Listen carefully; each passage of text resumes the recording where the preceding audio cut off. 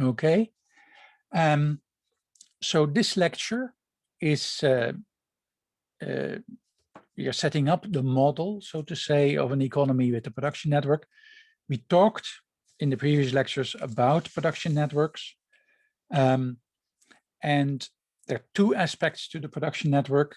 That is the underlying technicalities, the production plans, so to say. And then the other thing is the social capital, who is trading with whom in these trade networks. That is all displayed in a production network. And what we will do today is link this with the consumption side in a model of a complete economy. Yeah, and there are several steps to go through, but it will all be based on what we debated so far about production networks. Now, you know, it should be clear by now that the underlying technicalities, the production technology, the quantitative configuration that is represented by the production network is representing the technicalities of the social division of labor. That is the basics of the computation of productivity, outputs, inputs, etc.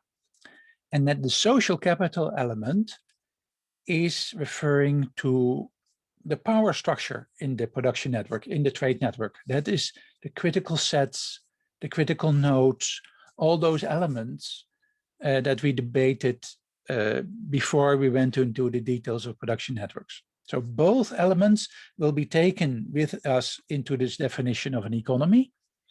And then in this definition, we will determine equilibria. And we will therefore also have two types of equilibria in some sense, namely equilibria that are solely based on the technicalities, on the underlying quantitative representation of the social division of labor, which I call general equilibria, which is a very large class of possible price configurations and commodity flows for consumption in particular. But there is a second type of equilibrium, and that is related to the social capital, that is related to that power, and those I call exploitative equilibria, in which entities with power can exploit their position in the production network to extract more wealth, and this leads to inequalities.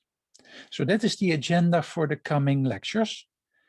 So lecture 15 is the basic model. Lecture 16 will introduce the general equilibria. The equilibria solely based on the quantitative elements of the theory, of the model. And then after the break, I will talk about certain equilibria that are based on the social capital, the configuration of the trade network itself, the topology of the trade network. Yeah. Okay, so that is the agenda for the coming lectures. So let's start off with what I call network economies, which are economies with production networks. And the production network models, in some sense, the production side in this configuration of the economy. Yeah. Now, remember, I started out this whole modeling debate with the notion of a consumer producer. Every economic agent is a consumer as well as a producer. Now, we talked a lot about the production side, how entities take up positions in production networks. Well, these are those consumer producers. Every position in the production network is occupied in principle by a consumer producer. So every position also should include information about the consumption side of that particular economic agent that sits in that position. Yeah. So that should be our task, essentially. This is our model. Yeah. So the production side represents the social division of labor, but that is then confronted in some sense with the consumption side of the whole thing. And these consumptive forces, as we can call that, the preferences. And so the prices of the final consumption goods need to reflect this relative scarcity with regard to those consumptive forces. So how far does the supply that is generated in the production network meet the desires, the needs on the consumption side of all these participants in the production network, of course, right? Because all of these participants are consumer producers. Yeah. Is this basic setup clear? Are there any questions at this stage? All right. So I emphasize again, the production network is just a snapshot of a certain production system that in principle is always in flux. It is always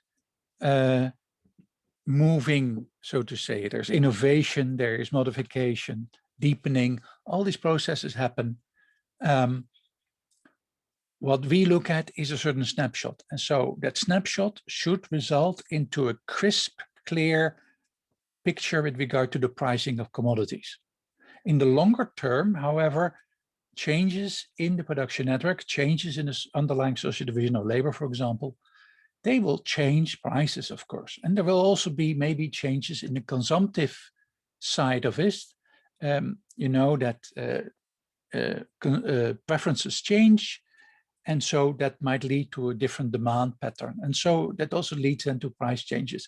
But understanding the economy as a snapshot allows us to do comparative statics and to move the whole economy from one state to the next. Yeah, and these states are then represented by the production network, the productive abilities, and the consumptive forces, the consumption functions that we introduce, preferences in particular. Yeah.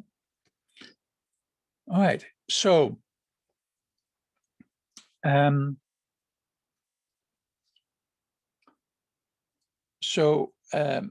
we are now bringing that all together in one big definition.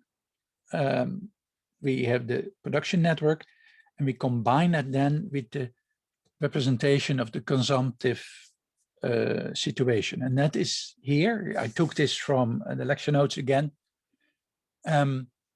So it consists now of 6 elements. A network economy consists of 6 elements officially, namely, first of all, the first 5 elements we already are familiar with.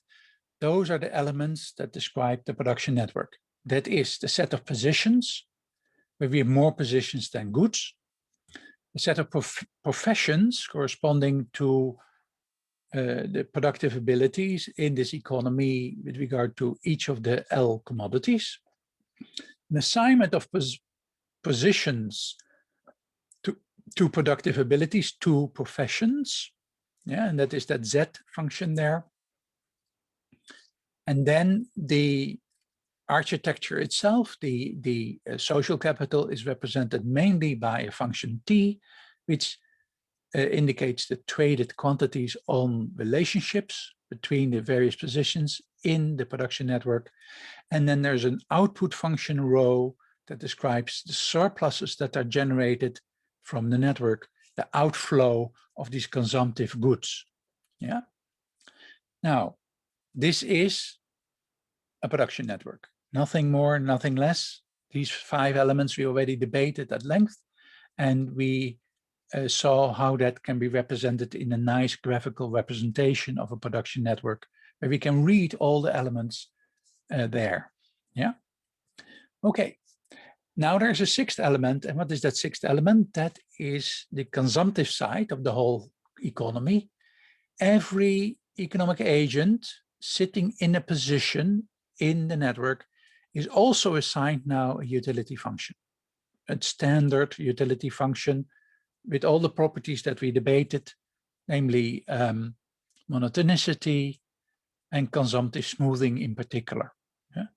So more is better, and this convexity of the preferences, this that you prefer mixed bundles over bundles with only one or a few commodities represented.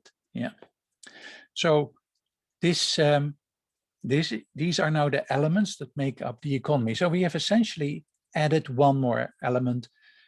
Now also note that we do not have any additional economic agents that are only consumers, right?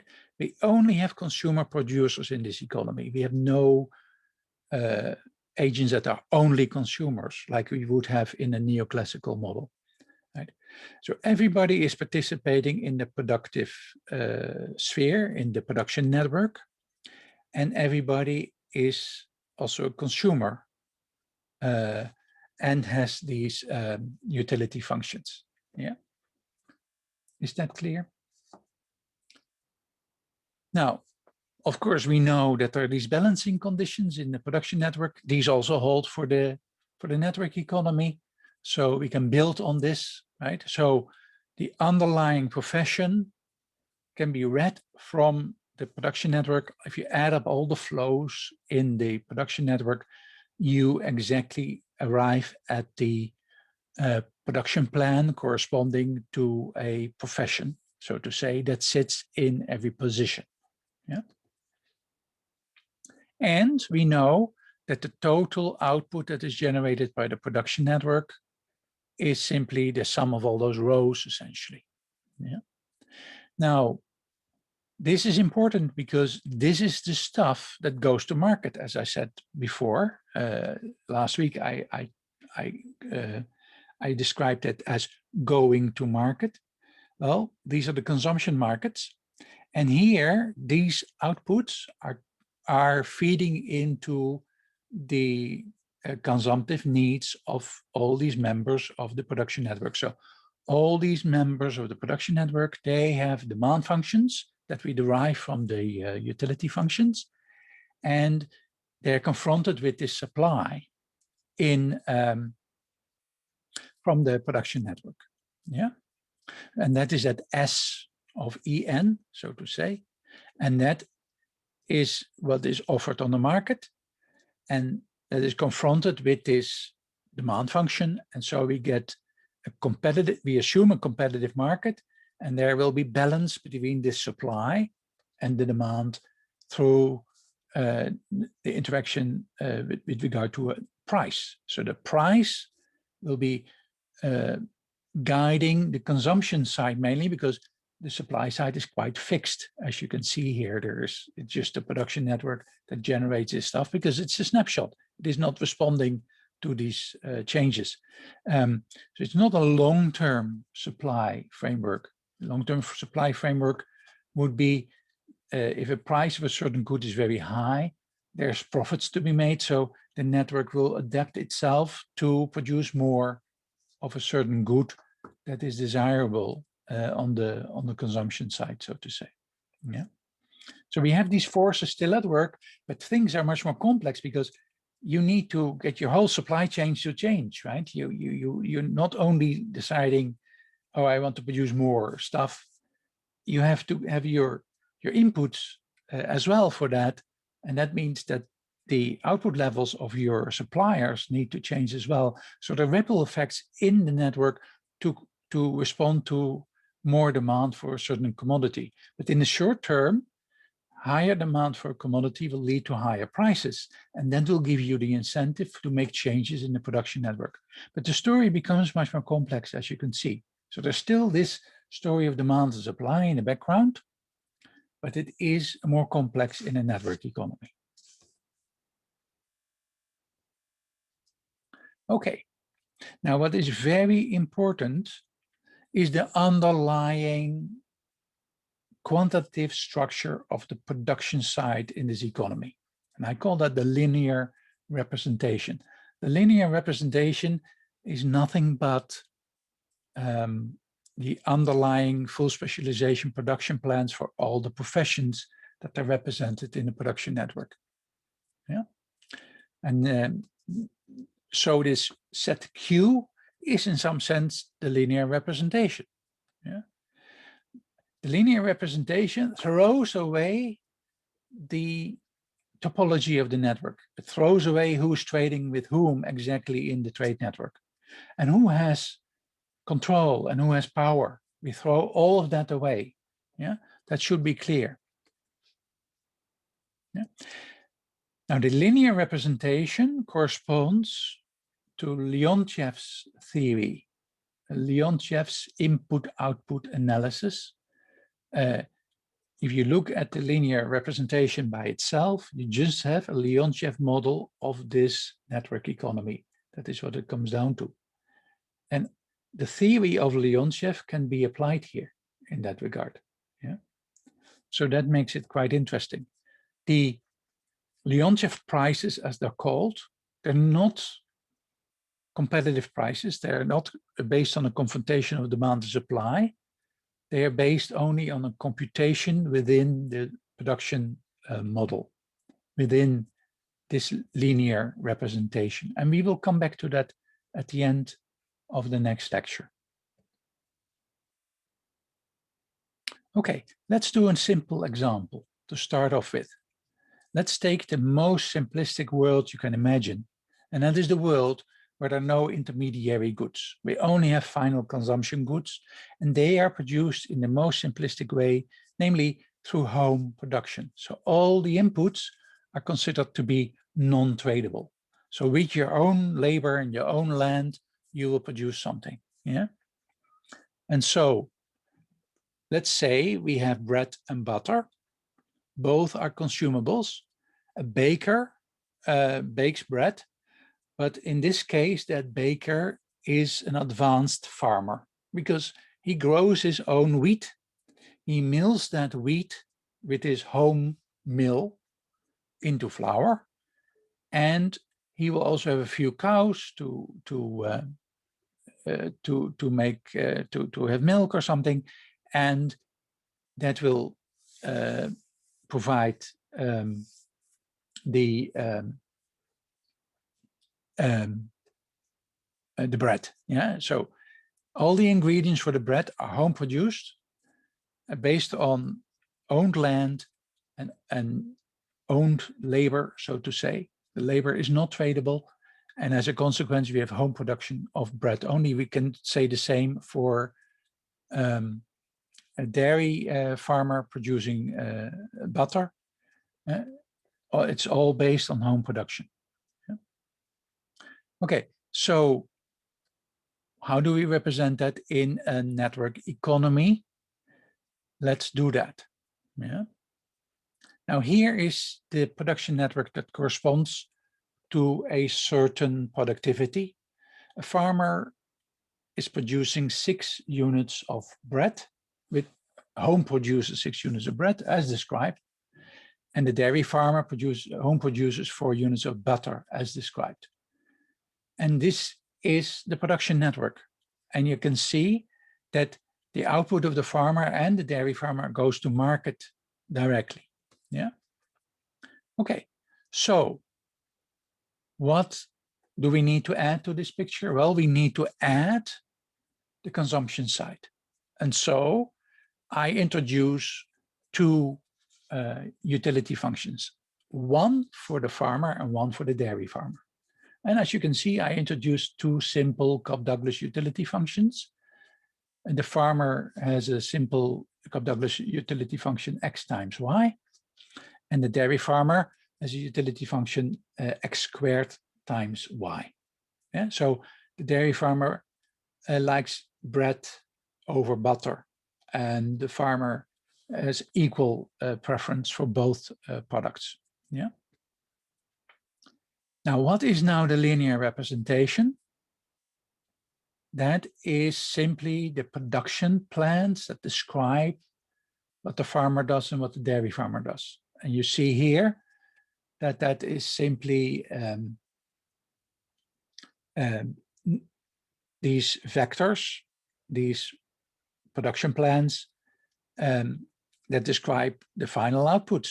6 units of X and 0 units of Y, that is the descriptor for what the farmer does. And 0 units of X and 4 units of Y is describing what the dairy farmer does. So that is linear representation.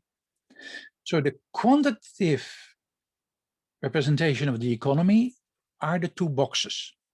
It is the utility functions combined with a linear representation. That is the quantitative structure of this economy. Yeah, is that clear? Are there any questions with regard to this? Of course, this is the most simplistic economy that you can imagine. There is no more simplistic economy, as you can see. So this is really quite good, so to say. Yeah. Now let's complicate the example a little bit more. Let's introduce an intermediary good. Let's now introduce farm produce as a necessary ingredient for the production of both goods. Namely, a farmer produces wheat that the baker is grinding into flour and baking bread from that flour. So we still have an integrated baker, so to say. We still have a baker that also mills the wheat into flour. Yeah. The farm also produces farm output in the form of hay, which is that goes to the animals that are used by the dairy farmer for producing butter. Yeah. So both of these outputs, we call that one commodity for convenience. We call it commodity Z. But that is a bit silly in some sense because there's really two variations of farm produce. But what is important is, since we designate this as one commodity, it has only one price. Yeah, so that is the most important thing for later on the discussion. Yeah, so I call that example B. We have again butter and bread as consumables. We have now butter produced by the dairy farmer. We have bread produced by a baker. And we have now farmers delivering the intermediary good to both the dairy farmer and the baker.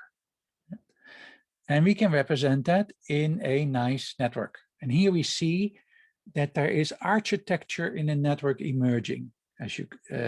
So we now have quite a more sophisticated picture of production, as you can see here, with farmers that deliver to the dairy farmer and the baker, a dairy farmer producing for market and producing for input to the baker, and the baker producing only for market.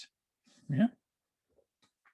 Now, we have to supplement this with information about the consumptive side of the whole economy. And what is that? Those are those utility functions. And I introduce a variation of what we saw before. I assume that the farmer has the same preference as the dairy farmer, and that is X times Y.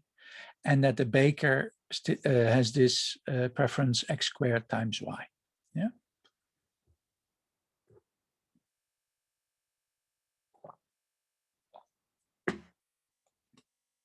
Okay, what is the linear representation in this particular economy? That is the question. And what is in the box here are the production plans that correspond to these professions. Yeah? And you can read them from the network. We did that already last week. So what about a farmer? You can see that we have two farmers here in this production network. And each of these guys produces essentially 5 units of farm output, farm produce. But farmer 1 delivers that to the dairy farmer and to the baker, while farmer 2 only delivers that to the baker. Yeah. So there's a difference here in the architecture. There's a difference in the social capital of these two farmers. Now, for the moment, that is not important. What is important is the underlying quantitative representation of their productivity. And what is that? They just produce 5 units of this intermediary good. So it is 500, where the first listed commodity is the intermediary good, and then we have butter, and then we have bread. Yeah. What is the dairy farmer doing? Well, you can read that he gets 2 units from F1, and he produces 8 plus 2, that is 10 units of his output.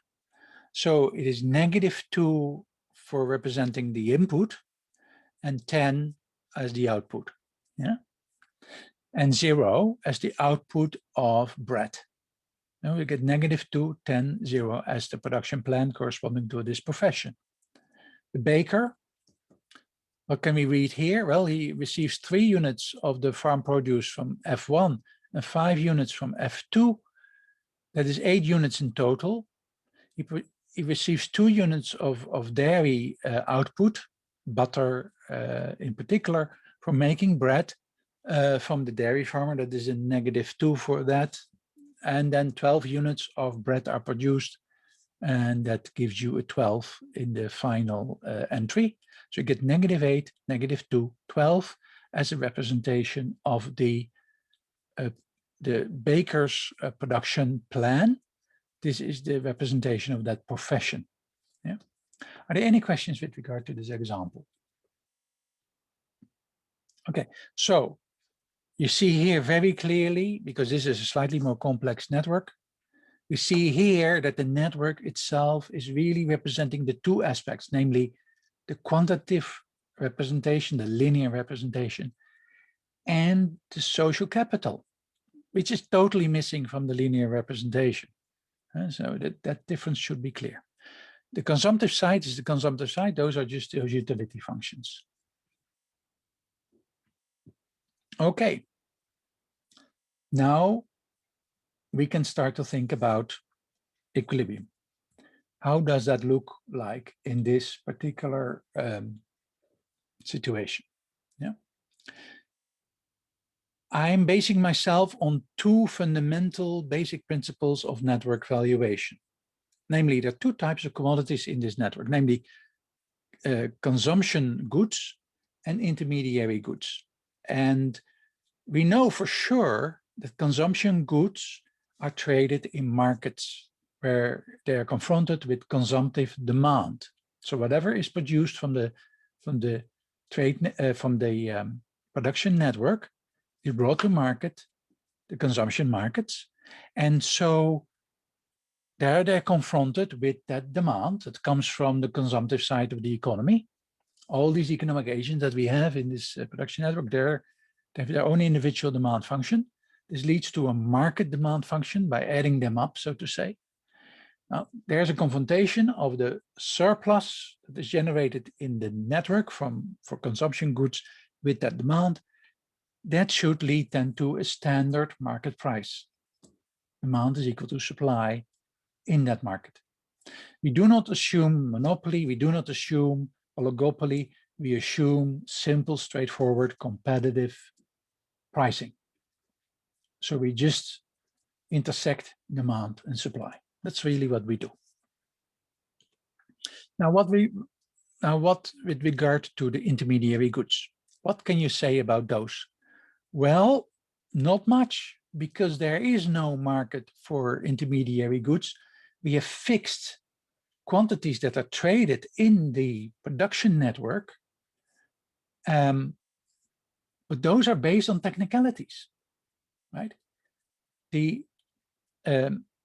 dairy farmer just needs 2 units of that farmer output, that farm produce, to produce those dairy products, right? Butter. That is just a technicality. That is a production technological issue. What you have is, of course, a negotiation, a bargain between the dairy farmer and the farmer, F1, to determine that price. And so we assume that. We assume that the intermediary goods are priced not according to some balancing of demand and supply, but through bargaining and negotiation. The only side issue is that there will be no trade if positions become non-viable. And that non-viability is when positions do get negative incomes, right? The farmer needs to survive. You cannot give the farmer a negative income because you do not pay enough for his product, right? So a side condition then becomes all positions need to survive, they need to be viable. And within that setting then, you have this consumption good pricing happening. And we will see how that interaction plays out in the economy. Yeah.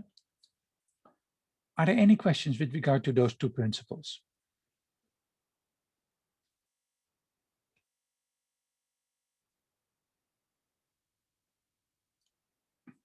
Okay, I'm referring here to other literature, in particular theories of value that are proposed by Leontiev and Shraffa. Shraffa is a successor to Leontiev in some sense. He has a much more comprehensive and more introspective understanding of production system than Leontiev. Leontiev is only about input-output, nothing else. Shraffa is really about much more introspective about the production system and the different types of commodities. And Shraffa is the inspiration for distinguishing consumption goods from intermediary goods, and that there are different forces at play to give prices to these different commodities. Consumption goods should be priced, of course, by balancing demand and supply, of course.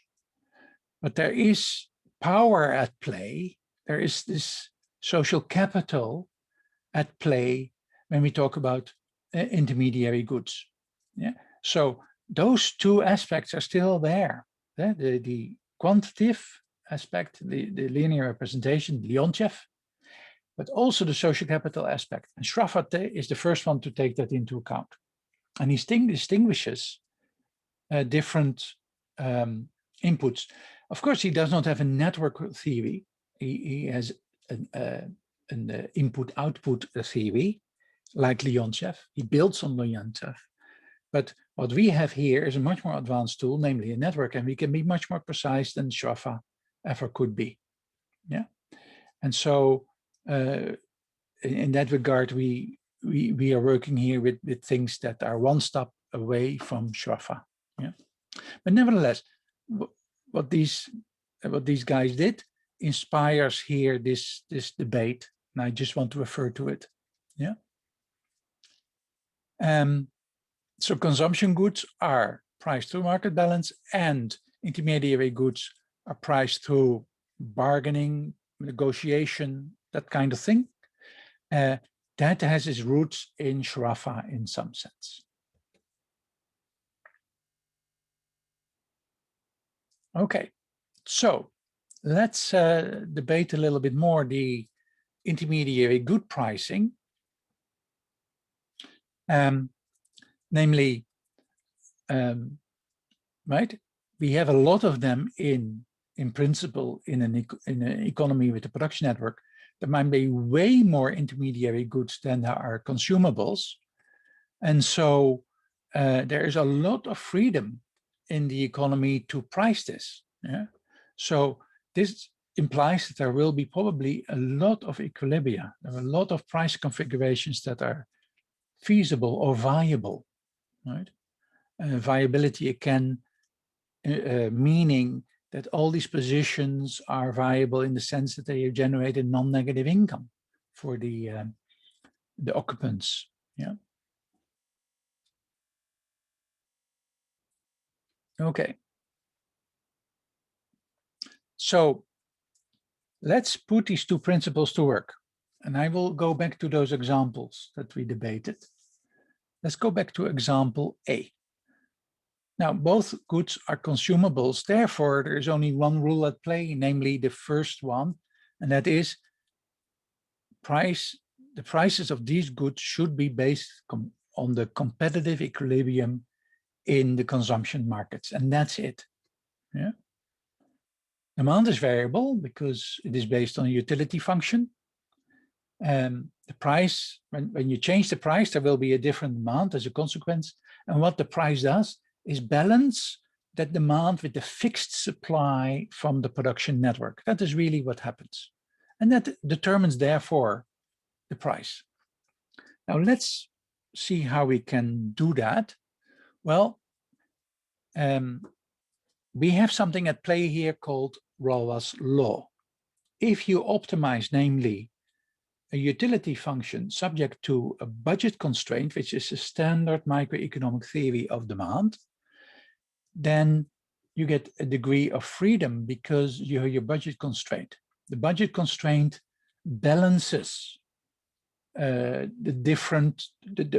demands for the different goods, right? If I know the demand for all goods but one, my budget balance, given the prices, will give me an answer. Similarly, it translates to the ability that if I know all prices except one, I can derive from the budget balance also the last price. And that is what we use here. Now, this phenomenon that the budget constraint leads to a degree of freedom, so to say, is called Walras' law. And here we can use it to simplify our computations. We can always use a numeraire, as it is called. A numeraire commodity is commodity money. We set the price of the numeraire good to 1, and we express all the prices of all the other goods in that numeraire good. So we have commodity money in some sense in this that emerges from this phenomenon of a competitive market system. Yeah? So here in the story of example A, I say that commodity X, which was bread, is the numeraire good, and that the price of Y is an expression of units of X. So how many units of X do I need to pay for 1 unit of Y? And that is P. So that symbol P refers to the price of Y relative to X. It's an exchange rate. Yeah. Now, what is an equilibrium? Equilibrium is that total consumption market demand at a certain price P has to be equal to the total supply from the production network. This is that fixed S of the production network. Yeah. Are there any questions with regard to this basic computational principle? All right. In that case, let's compute it. What can we say when we introduce that P? Well, the price of X is 1. The dairy farmer was producing 6 units of that. That becomes then 6 times 1, that is 6. That is an income of 6 for the dairy farmer. The baker produces 4 units of bread. He receives P units of butter for that. So the income in terms of butter is 4 times P. And you see here that this is computational, that is not reality, because the guy will never get 4 times P in butter. It is just a computational device. Yeah, it should be clear. So these are the 2 income levels that we can compute from the linear representation of the production network. Yeah. So these are the underlying quantitative representations of these professions. Now, I can then compute from my utility function, I can compute demand, namely, I optimize utility subject to budget constraint, and that result is the demand function. And in the case of Cobb-Douglas functions, this is simply the income divided by a factor. And when you have X times Y, that factor is exactly 2. So half your income is spent on X and half of your income is spent on Y. And what is the price of X? That is 1. So half of your income is simply the units of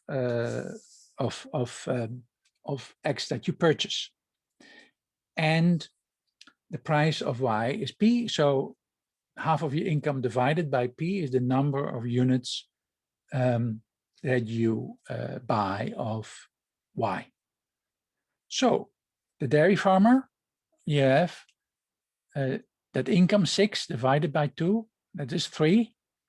3 units of X and 3 units of 3 divided by P units of Y. Now the baker had a different utility function. It was x squared times y. Then the factor becomes different. And so you get 2/3 of your income spent on x and 1/3 of your income spent on y.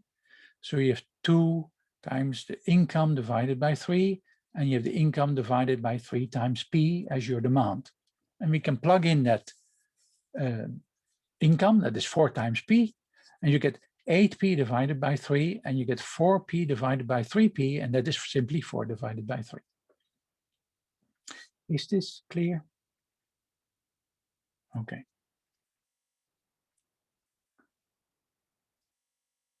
Okay, what is now the total demand for butter?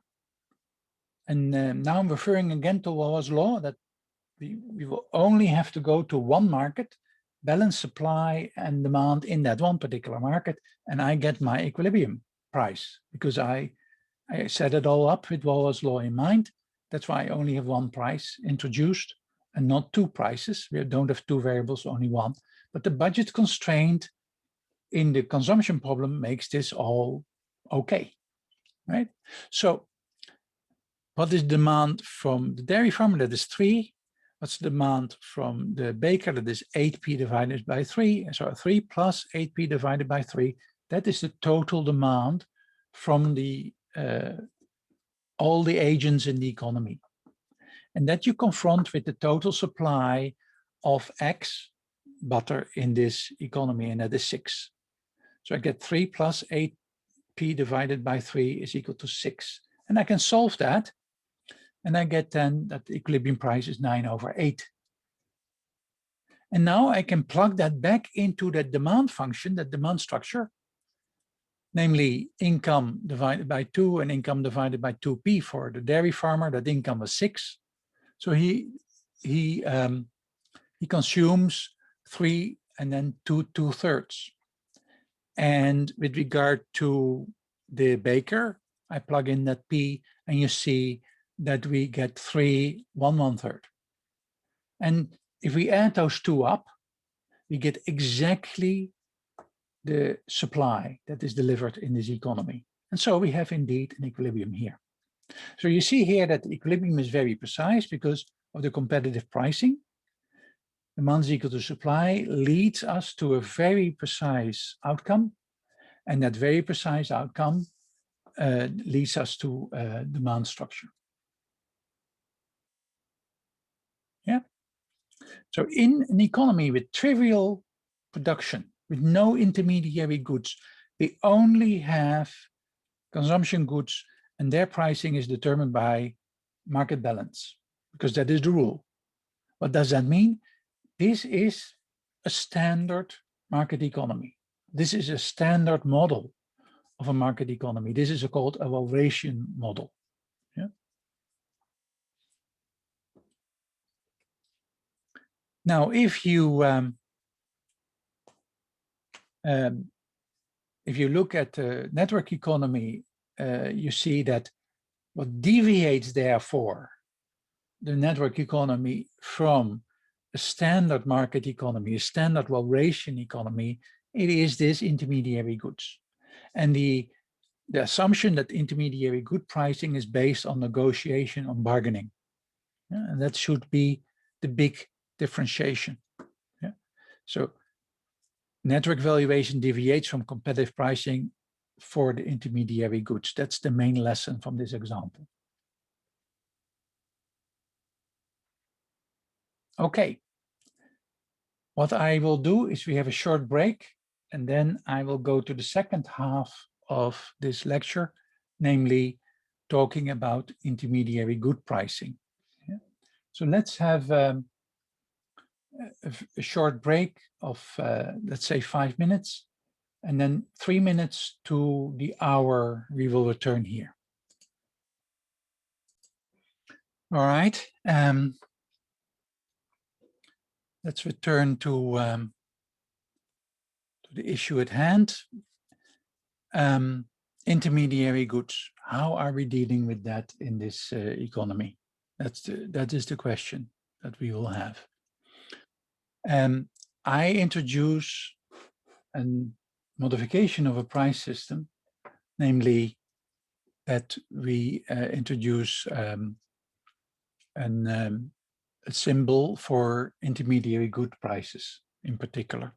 Yeah, so we have now a P for consumables and a symbol Q for intermediary goods. So we get two components to a price system, namely a vector of prices for consumables. So it's a multi-dimensional price system, P, and a vector of prices for intermediary goods, Q. So, and what we then get is that we have conditions on this, namely for them to be meaningful, there is this viability condition, and that viability condition is that all positions should have a non-negative income.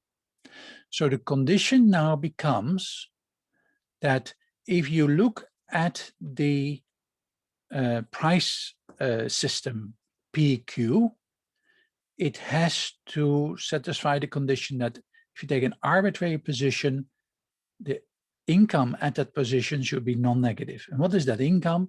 That is the inner product of that price system and the linear representation. Yeah. So that is what is here.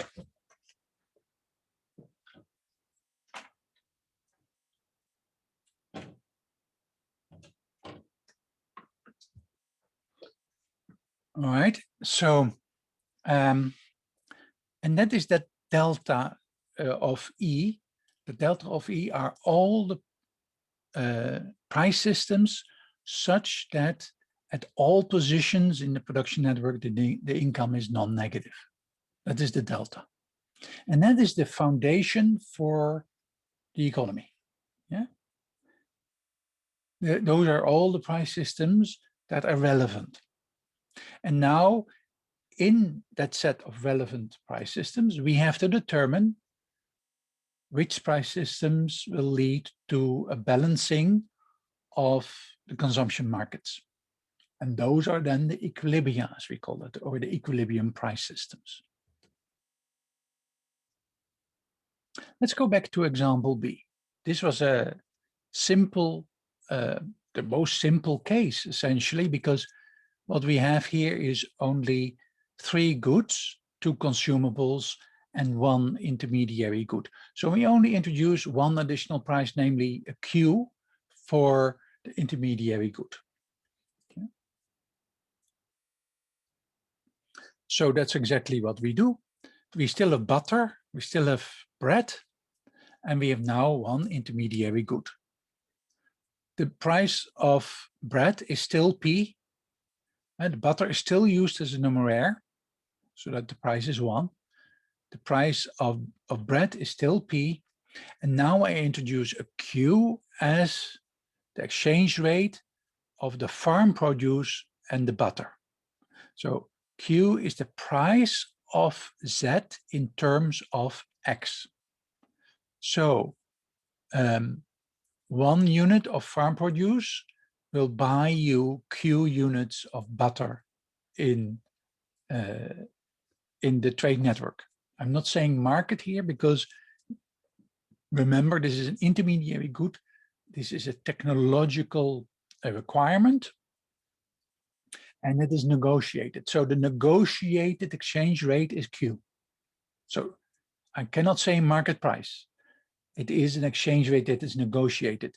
So it is a price based on a different foundation than that price P. Yeah. But we can say something about that negotiation, namely negotiation has to be such that all these positions are viable. So all the incomes that we get under this price system should be non-negative. And that's what we have here. In the example, we saw that a farmer produces 5 units of this farm produce. So what is the income of the farmer? That is 5 times the price of that farm produce. That is 5 times that Q. So 5Q is the income. That should be non-negative. Similarly, for the dairy farmer, the total output was 10 units. This is sold to two parties, namely to market and to the baker, but the baker will pay the market price. And what is the market price? That is the price that is set by demand is equal to supply in the consumption market. So the income is always 10 times 1, because that is the agreement. We used butter as the numeraire, and so it has a price of 1. So 10 times 1. And then the dairy farmer also uses 2 units of the farm produce. So we have to subtract from that 10 2 times Q, because that is what the payment is for the use of farm produce. So 10 minus 2 times Q is the income of our dairy farmer. And then needs to be non-negative as well. And finally, with the baker, what is the baker? He brings 12 units of bread to market. The market price is P, so that is simply 12 times P, minus the use of butter. That was a price of 1, because it is the numeraire. So this is minus 2 times 1. And then 8 units of farm produce in the form of wheat. So 8 times Q is the payment to the farmers. So you get negative 8 times Q. So that is what we have here in this income statement. And this has to be non-negative as well. So we have 3 conditions here imposed on the price system, as you can see, because all of these incomes need to be non-negative. And what is the conclusion? The conclusion is that we get a constraint on Q. Q can only be between 0 and 5. Right? Q needs to be at least 0, because the income of the farmer needs to be non-negative. But it can only be at most 5, because the income of the dairy farmer needs to be non-negative as well. So 10 minus 2Q is at least 0. That means Q is at most 5. And finally, there's a condition on P. Namely, P needs to be at least a linear form of Q. In this particular case, 1/6 plus 2/3 times Q. And that you derive from the baker's income statement. Yeah. All right. Let's put that in a picture.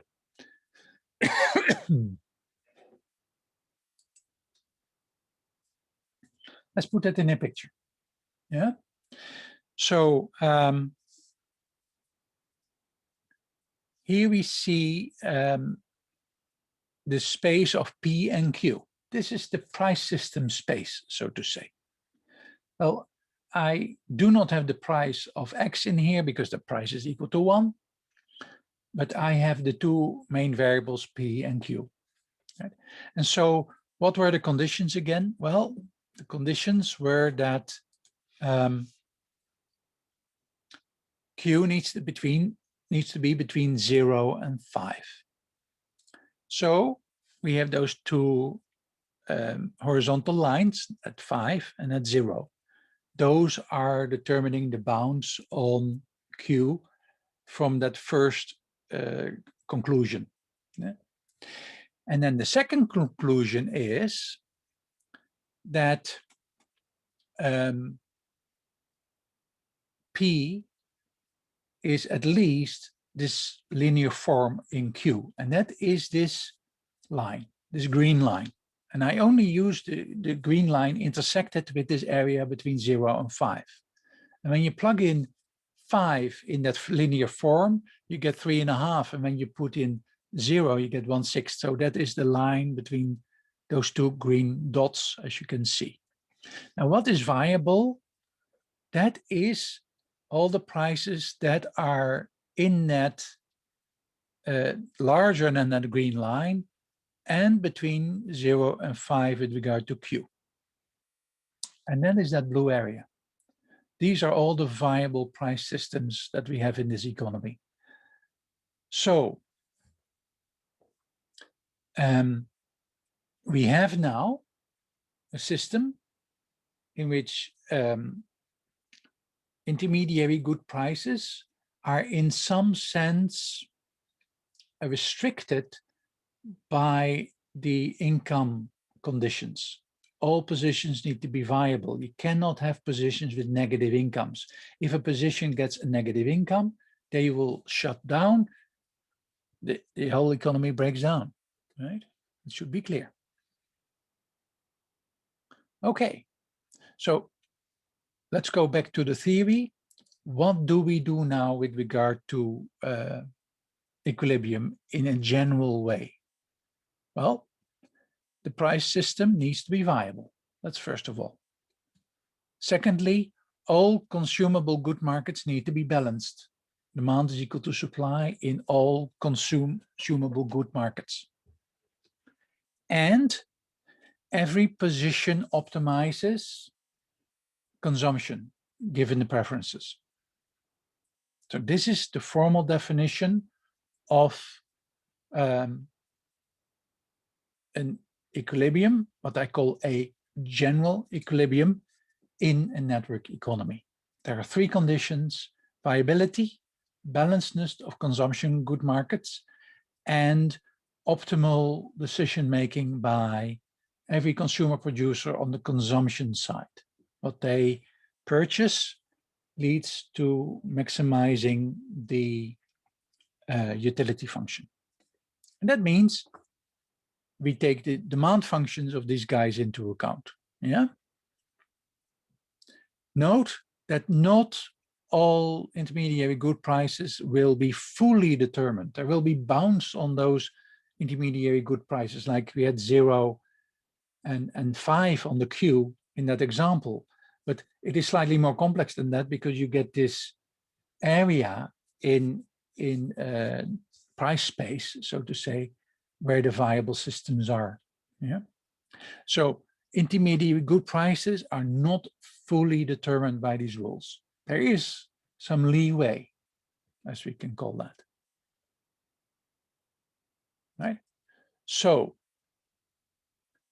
to formalize this, you need a different language, namely the language of allocation. An allocation is nothing but an assignment to every position or every consumer producer in a position in the production network of a final consumption bundle. So it's a function that assigns to every position A final consumption bundle F of A. Now, an allocation is called feasible if it satisfies the consumption good market condition of balancedness. Demand is equal to supply. So an allocation is feasible if when you add them up over all positions, I get exactly the total quantity that is supplied through the production network. Yeah. So that should be clear. Right? So feasibility is total demand is equal to total supply in the consumption good markets. That is what feasibility means.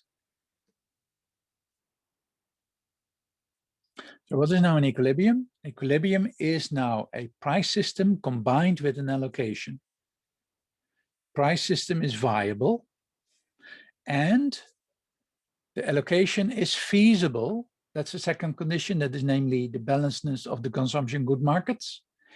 And the third condition, every consumption bundle maximizes the utility function assigned to that particular position over the budget set in equilibrium, right?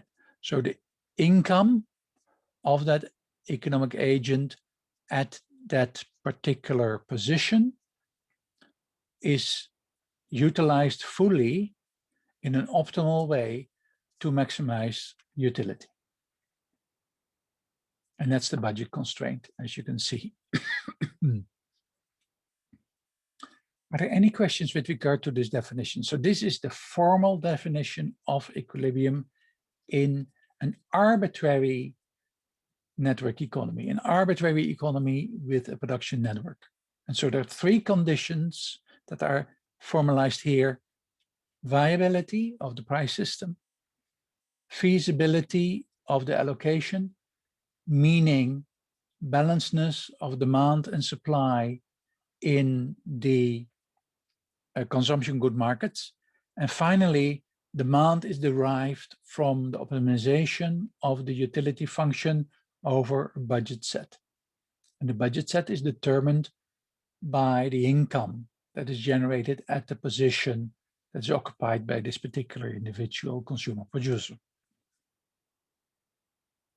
Now, this is quite a set of conditions in the end, but you can compute it in the same way that we did example A, namely using these demand functions. That is really what it comes down to, namely the optimization of the utility function over the budget constraint is simply leading to a demand function in a standard way, and we can use that tool to do the computations. Let's go to the example. I jumped a little bit ahead, but I already did the discussion. This is a slide that summarizes this discussion again. And note that again, the intermediary good prices are in some sense the free variables here. They are used in the allocation of wealth in the equilibrium. Yeah? And that is the next argument, namely the intermediary good prices, they are degrees of freedom that distribute income in the economy. And now you see the link with inequality, namely, if I can drive an intermediary good price in a certain direction in my negotiations in the production network using my social capital, I can cause inequality in wealth in the economy. Right? So the price factor Q acts in some way as an allocator of wealth in the production network. Let's go back to example B, and there it becomes much more clear, I hope. This is the summary of the information we derived so far. Here we have the production network. There is a social capital represented. The linear representation, you throw away the social capital, you only have the production technologies at work here. And then you have your consumptive preferences represented by those utility functions. We already derived from those utility functions the demand functions, right? Now we plug in these incomes, right? So the demand of a farmer, there were two farmers in the story, the demand for each farmer is based on that utility function X times Y. So half of the income of the farmer is used for each of the two commodities. So that income is 5 times Q. So 5 times Q divided by 2 is the demand for X, and 5 times Q divided by 2P is the demand for Y from that farmer. The dairy farmer had exactly the same utility function. So also half of the income is used for X, half the income is used for Y. Plugging in that income leads to 10 minus 2Q divided by 2, and that is 5 minus Q. And 10 minus 2Q divided by 2 times P, that is the same as 5 minus Q divided by P. Yeah. Finally, the baker had a different utility function, namely X squared times Y. We saw that leads then to a demand function 2/3 of the income used for X, 1/3 of the income used for Y. And that is plugged in here. And we plug in this particular income formulation that we have is 12P minus 2 minus 8Q. And you get here then 24P minus 4 minus 16Q divided by 3 is the demand for X of this baker, and 12P minus 2 minus 8Q divided by 3 times P is the demand for Y the baker. Yeah. So what is the total demand for X in this economy? Well, we had 2 farmers, so it is 2 times the demand for X by a farmer, plus the demand of for X by a dairy farmer, because we only had 1 dairy farmer in the model. and we have a baker, and that demand for X by the baker should also be added to that. And we get then, if you do your computations, you get 8P minus 1/1/3 Q plus 3 2/3. Yeah. Okay. So we are now going to be able to determine all equilibria in this economy by simply equating demand is equal to supply in the X market. So we derived that demand function, we equate it to the total supply of X, and that is 8 in this economy. This is the quantity of butter taken to market. And this solves then to a certain expression. It's no longer a number, it now becomes a function of that Q. Q is a degree of freedom, like I said. You have an additional variable, and you cannot determine that completely. Yeah, we know that there are constraints on the P and the Q through that viability, and we already investigated that viability. That was that blue area in the graphical representation. This leads to an additional condition on that in some sense, right?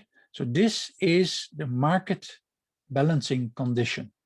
P has to be equal to this particular function of Q. That is what it comes down to. Yeah. So for every price level of farm produce that is negotiated, that is bargained in the production network, we have a different equilibrium price emerging, because a different Q leads to a different income distribution in the production network. This will affect the total demand for the commodities in the consumption markets, and that leads then to a change in the price for those consumption goods. And that is exactly what we see here.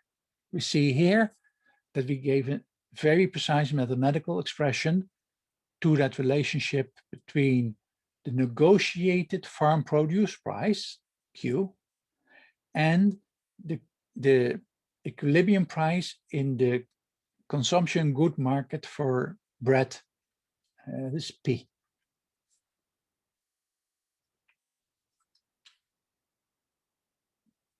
Right?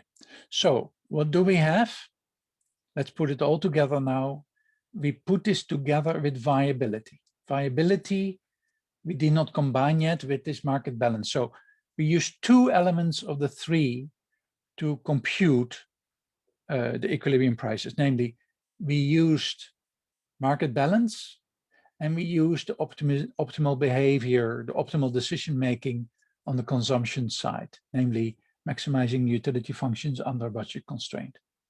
And that resulted in those demand functions. And so demand is equal to supply becomes then this function, which is sum of the demand functions of the individual positions, is equal to supply, that we used.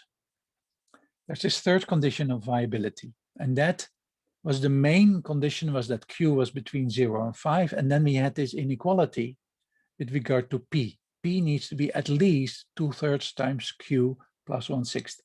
We now, from the other conditions, we know that P is 1/6 times Q plus 13/24. So this needs to be at least then that expression in Q, and you can solve that again. And you see then that there emerges a viable equilibrium Q range, which is smaller than this range that we had before, namely between 0 and 5. The real equilibrium range is between 0 and 3/4. Yeah, and that is because of the conditions in the market.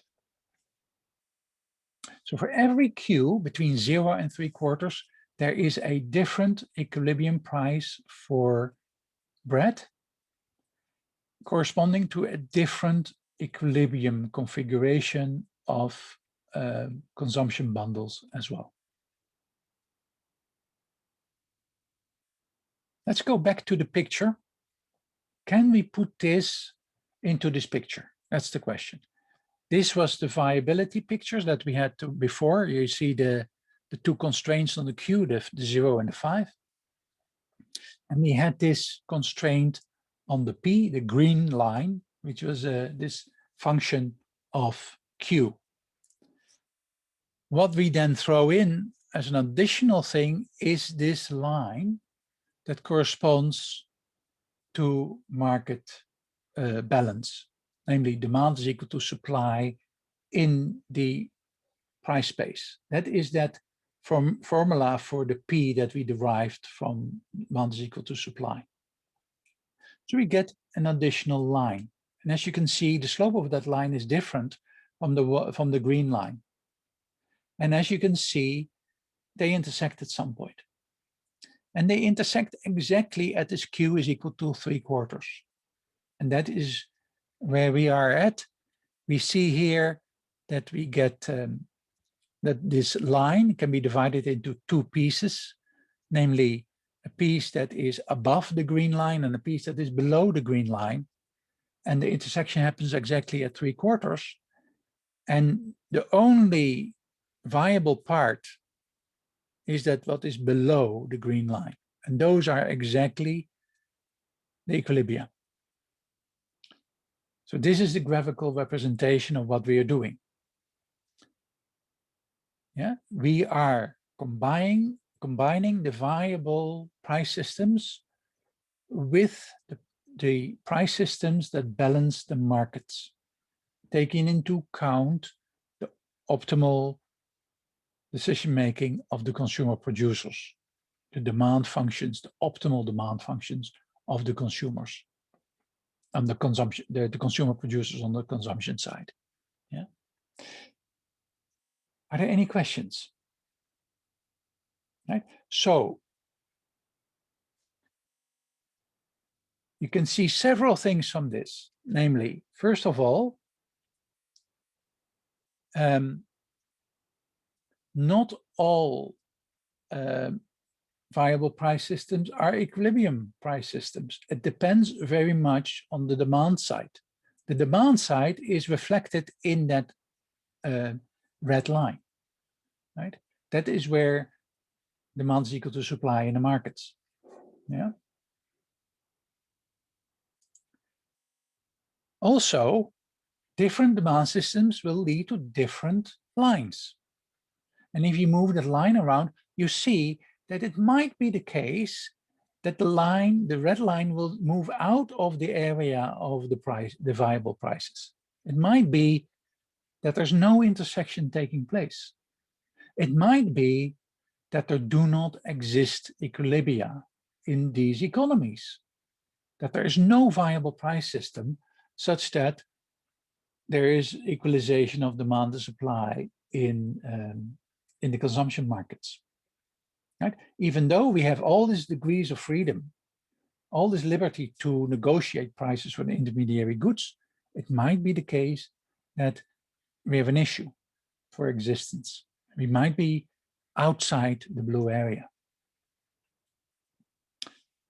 And finally, it might be the case that there are many equilibria, that the whole red line is in the blue area, and that you get really a lot of equilibria, so to say. And so there's a lot of freedom to set these prices. Yeah.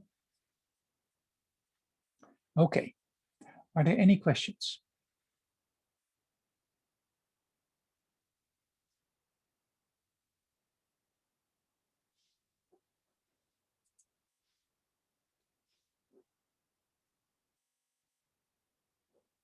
Okay, I mentioned Leontief. As a final remark for this lecture, we can also compute the Leontief prices with this linear representation of the economy. And the Leontief prices correspond to what are called also the labor values of goods. And the labor values, they correspond to this labor theory of value that was promoted by political economists in the 19th century in particular Adam Smith, Ricardo, and Marx. And this was in the marginal revolution replaced by this market theory of value. In this economy, we can very easily do this. This is the beauty of this whole theory. And we can do this by just imposing that the total surplus that is generated in the production network is equally divided among all positions in the network. And this translates then to the assumption that all positions in the network generate exactly the same income. And then the prices under which that happens are called the Leontief prices in that economy. Or the labor values is an alternative way to describe that. So that is what we have here. The labor values is a price system such that all positions result in exactly the same income. There's no demand side taken into account at all. So for Leontief prices, you do not have a demand side to the economy. There is no balancing of markets at all. No demand is equal to supply. Leontief is the successor to the 19th century thinkers. And Schraffa is the successor to Leontief. And also he puts a lot of emphasis on this labor theory of value in some sense. Yeah. And here it comes in as a bonus, so to say. Now, in example B, we can very easily compute those labor values by just equating these incomes. Remember, we computed those incomes. We just equated. You get two equations with two unknowns, essentially. And you can completely solve this system.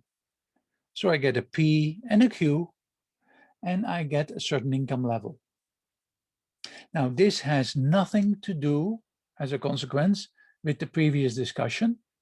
It's just an added bonus. And I mention it here at the very end because I want to link to this existing literature on input-output that Leontief developed.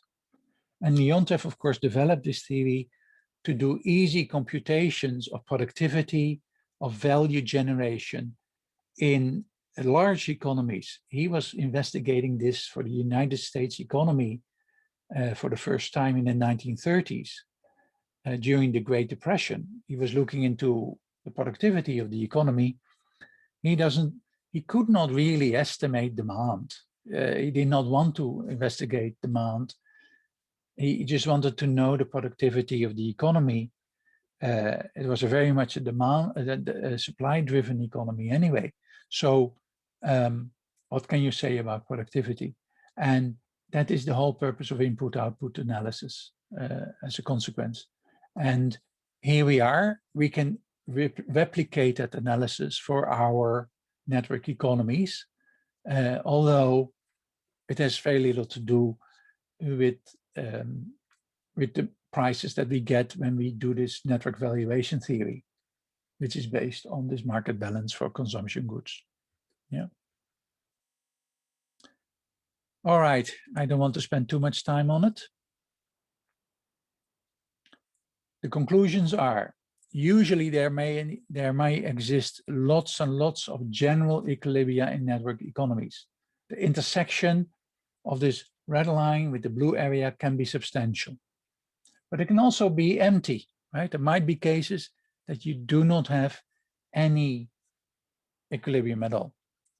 In general, intermediary good prices, given the constraints that there are on these intermediary good prices to make them viable,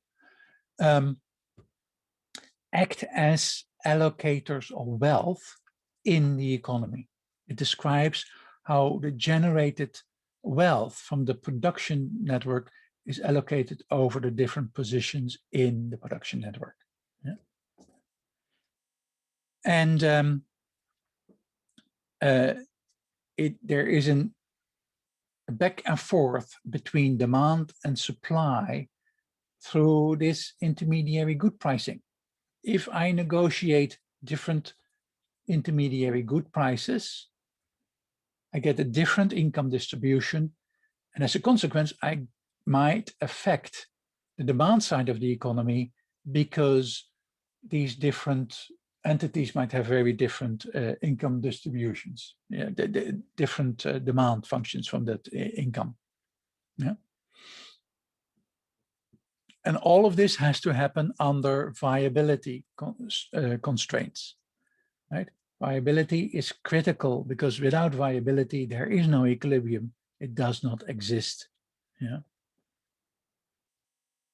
Okay, the rest is quite trivial.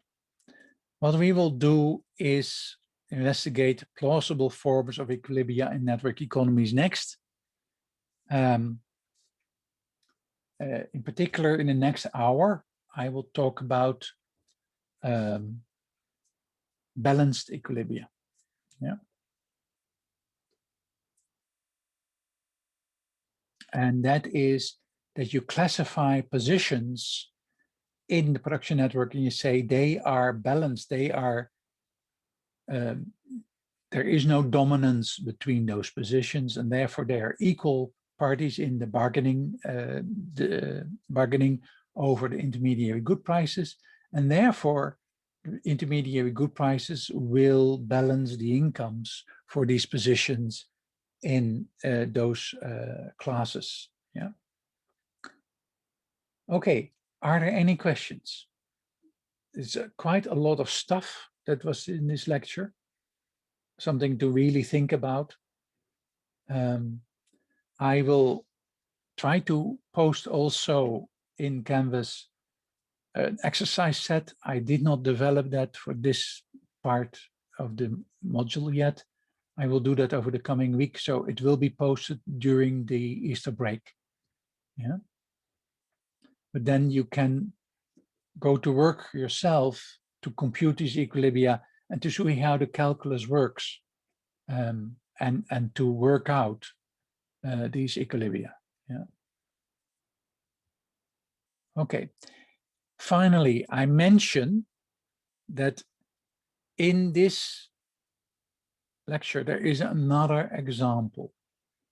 Please go through this example. It is posted as a PDF file. These slides are posted as PDF files in Canvas. Go through this example and see whether you understand it.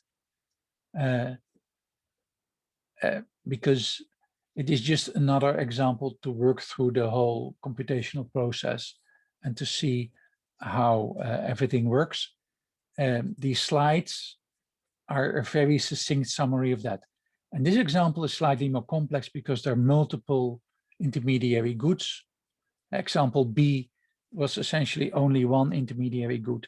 That makes everything slightly more easy with regard to the computation. But please go through this example of multiple intermediary goods and see how that works out. And you cannot longer rely on some picture. You have to do the calculus to do that, right? Because the picture, instead of 2 dimensions, you suddenly have 3 dimensions. And if you have even more intermediary goods, you have even more dimensions, and you can no longer rely on the 2-dimensional representations. All right, if there are no more questions, I suggest we have a break of, let's say 10 minutes, 3:45, we will resume. And I will do then lecture 16.